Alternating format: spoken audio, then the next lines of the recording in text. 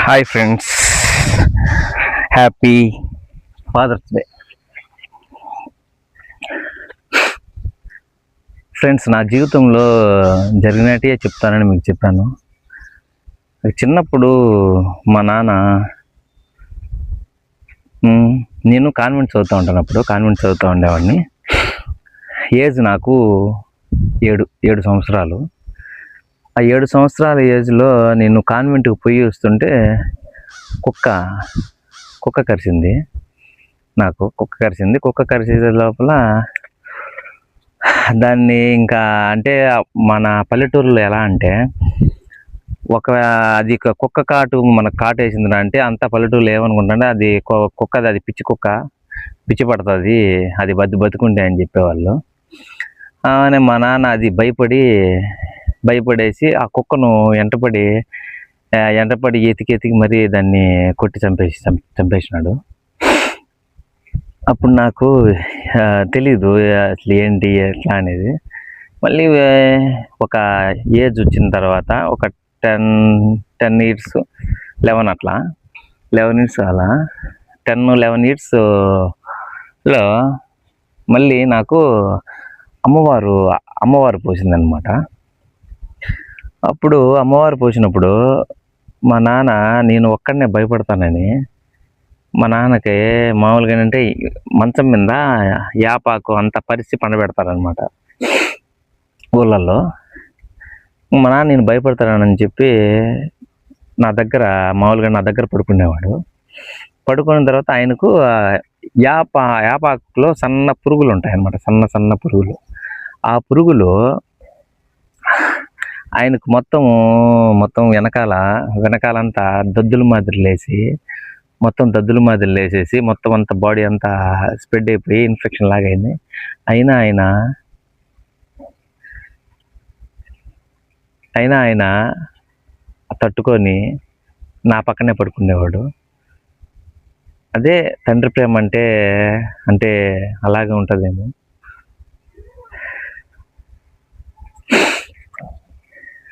మా నాన్న ఒకరోజు ఇట్లే మామూలుగా బాగా అంతా అన్నీ బాగా చూసుకుంటాడు.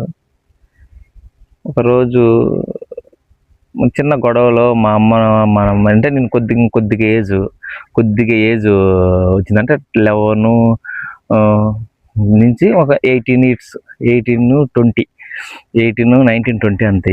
మామూలుగా నాకు 10 ఇయర్స్లో 11, మళ్ళీ మర్చిపోయినా మీకు ఒక మాట చెప్పాలి. నాకు 9 ఇయర్స్ అప్పుడు మా చెల్లెలు పుట్టిందనమాట. నాకు చెల్లెలు 9 ఇయర్స్, నాకు నా చెల్లికి 9 ఇయర్స్ తేడా ఉంది. నా చెల్లెలు పుట్టిన తర్వాత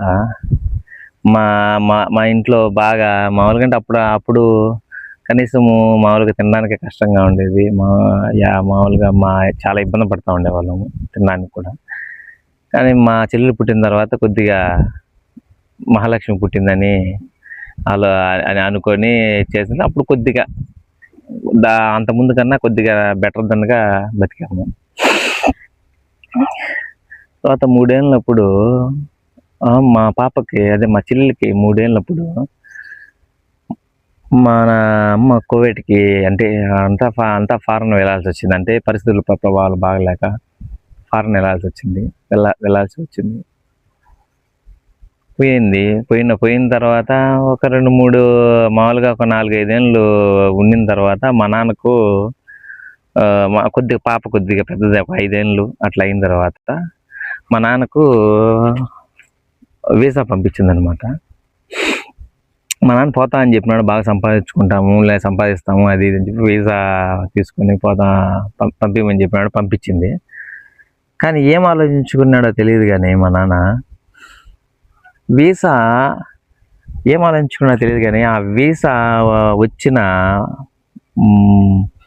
వీసా వచ్చేంత వరకు ఉన్నాడు. ఇంకా టికెట్ బుక్ చేయాలి అంతే. ఒక 10 రోజుల్లో వెళ్తాడు, కువైట్ వెళ్తాడు అని అనుకునే సమయానికి నాకు వీసా వద్దు, నేను పిల్లకాయలను వదిలి రాలేను, నేను ఉండలేను పిల్లలను వదిలి అని చెప్పినాడు. ఎందుకు ఏంటని మా అమ్మ అడిగితే, నువ్వే కదా చెప్పినావు ఇలా ఇలా వస్తానని చెప్పి వస్తానని చెప్తున్నా కదా నేను అంత డబ్బులు పెట్టి కష్టపడి తీశాను, రావచ్చు కదా.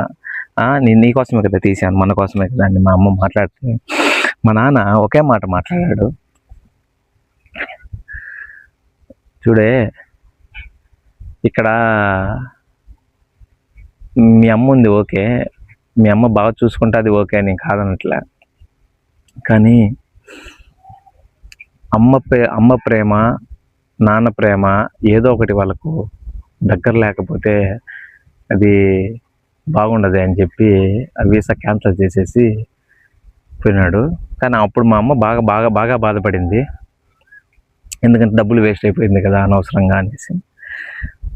మా నాన్న వచ్చేసి ఇంకా అదే ఆయన ఆలోచించుకుంది, ఎందుకు పిల్లకాయలను వదిలి ఎందుకు ఇద్దరం పోయా ఎవరి కోసము అని ఆలోచించుకున్నాడు. ఓకే, దానికే నేను అప్పుడు మా నాన్న నాకు అప్పుడు మామూలుగా అందరూ తిట్టుకొని ఉంటారేమో, వీసా పోతానాడు పోవాలండి, కానీ దాంట్లో మళ్ళీ నిదానంగా అవును, అమ్మా నాన్న ప్రేమ లేకపోతే ఎవరికైనా సరే అమ్మ ప్రేమైన ఉండాలి, నాన్న ప్రేమైన ఉండాలి. కానీ అది రెండు లేకుండా ఉంటే ఇబ్బంది పడతారు కదా ఎవరైనా పిల్లలు అని చెప్పి ఆలోచించి నేను అర్థం చేసుకున్నాను తర్వాత. అలాగే అదే కోవిడ్ నుంచి వచ్చిన తర్వాత మా ఇంట్లో అయితే చిన్న చిన్న గొడవలతో మా నాన్న మా అమ్మను ఒకేటు కొట్టినాడు. ఒకేటు కొడతానే నాకెందుకు కోపం వచ్చేసింది సర్రమని. అమ్మ అంత కష్టపడి పంపించినాము, ఆమె ఎందుకు చేసుకోవడం అది ఇది అని చెప్పి గట్టిగా మాట్లాడి గొడవైంది. అప్పుడు మా నాన్న మీదకి నేను చెయ్యెత్తినాను. మా నాన్నకు చెప్పేది ఏంటంటే, నాన్న సారీ, నన్ను క్షమించు, నీ ప్రేమ నాకు తెలియలేదు, కానీ ఏంటంటే అమ్మ మీద ప్రేమ ఎక్కువయ్యో, నా అమ్మ మీద ప్రేమ ఎక్కువయ్యో నిన్ను నీ మీదకు చెయ్యెత్తాల్సి వచ్చింది. చెయ్యెత్తాను కానీ మామూలుగా అంటే మళ్ళీ కంట్రోల్ అయిపోయినాను. ఎవరికి నేను చెప్పేది ఏంటంటే ఫ్రెండ్స్, నేను చెప్పేది ఏంటంటే అమ్మా నాన్న అనేవాళ్ళు మన లైఫ్లో ఉండడమే చాలా అదృష్టం. అమ్మా నాన్న ఎంత కష్టపడతారో అది అందరికీ చెప్పలేము, ఓకేనా. మీరు చేసే పని ఏదైనా సరే అమ్మా నాన్నకు చేయండి. నేను అట్లా మా అమ్మా నాన్నకు చెప్పకుండా చాలా పనులు చేశాను. కానీ ఎందుకో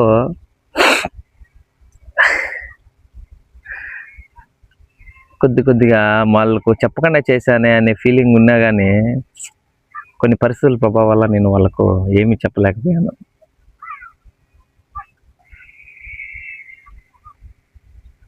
అర్థమైందా ఫ్రెండ్స్? నేను మామూలుగా ఇంతకన్నా ఇంకా మాట్లాడాలనిపిస్తుంది, కానీ ఎమోషనల్ అయిపోయి అది ఎమోషనల్గా ఇంక ఏడ్చి మామూలుగా ఆటోమేటిక్ కన్నీళ్ళు వచ్చేస్తాయి నాకు. ఇంకంతకు మించి ఏం చెప్పలేను కూడా. వాళ్ళ ప్రేమ ఈ ఫాదర్స్ డే సందర్భంగా నేను చెప్పడం ఏంటంటే, మీ అందరికీ అమ్మా నాన్నను బాగా చూసుకోండి. వాళ్ళు మన కోసం ఎంత కష్టపడతారో మనకు తెలీదు. తెలిసే లోపల అమ్మా నాన్న దూరం అయిపోయి ఉండొచ్చు. కానీ ప్రస్తుతం మీ అమ్మా నాన్న మీ దగ్గర ఉంటే వాళ్ళందరినీ బాగా చూసుకోవాల్సిందిగా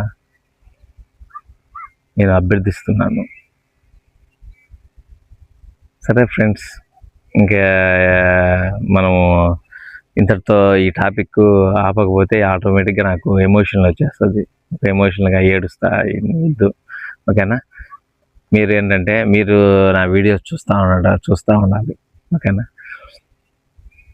లాస్ట్ 1 పాయింట్, అందరికీ మీ నాన్నను బాగా చూసుకోండి, మీ అమ్మను బాగా చూసుకోండి. కొన్ని కారణాల వల్ల మీ నాన్న చెడు తిరుగులు తిరగచ్చు, తాగుడు పోతోడు అయి ఉండొచ్చు కూడా. కానీ ఎంత తాగినా ఎంత చేసినా మీ ప్రేమ అనేది వాళ్ళ ప్రేమ అనేది తగ్గదు. ఇంకొకటి ఏంటంటే మా నాన్న ఇంత తాగి వస్తున్నా కానీ మమ్మల్ని మేము పడుకొని ఉంటే నిద్ర లేపి పెరుగన్నము కలిపి మరి తినిపించి మళ్ళీ పడుకోబెడతాడు మా నాన్న వచ్చిన టైంలో.